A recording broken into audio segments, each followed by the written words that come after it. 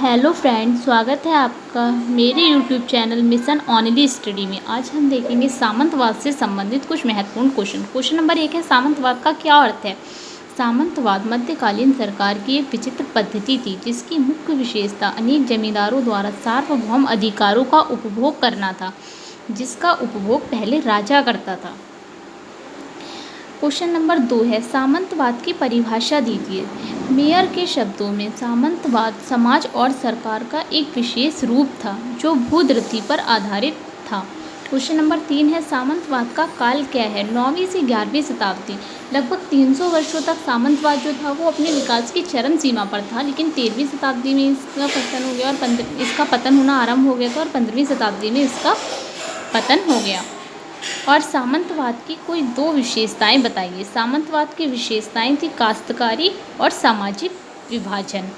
मध्यकालीन यूरोप की विशेषताएं बताइए। मध्यकालीन यूरोप की विशेषताएं, पहला था चर्च की प्रधानता और दूसरा था सामंतवाद का उत्थान।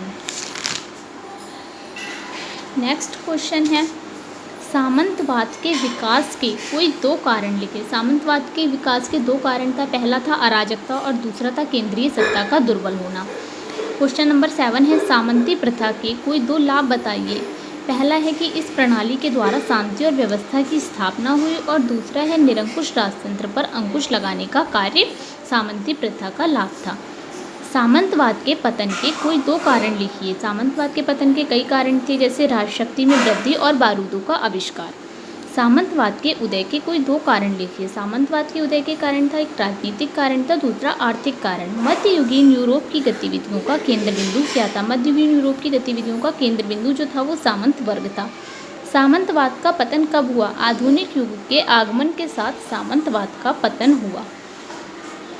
कुछ विद्वान 1492 को आधुनिक युग का आरंभ काल क्यों मानते हैं। क्योंकि 1492 ईस्वी में कोलंबस ने अमेरिका की खोज की थी। आधुनिक युग की प्रमुख विशेषताएं क्या थीं। सामंतवाद की समाप्ति और बौद्धिक विकास आधुनिक युग की प्रमुख विशेषता थी। सामंतवाद के पतन का आधुनिकीकरण पर क्या प्रभाव पड़ा। इससे मौद्रिक प्रणाली में समृद्धि हुई और राष्ट्रीय राज्यों का उदय हुआ।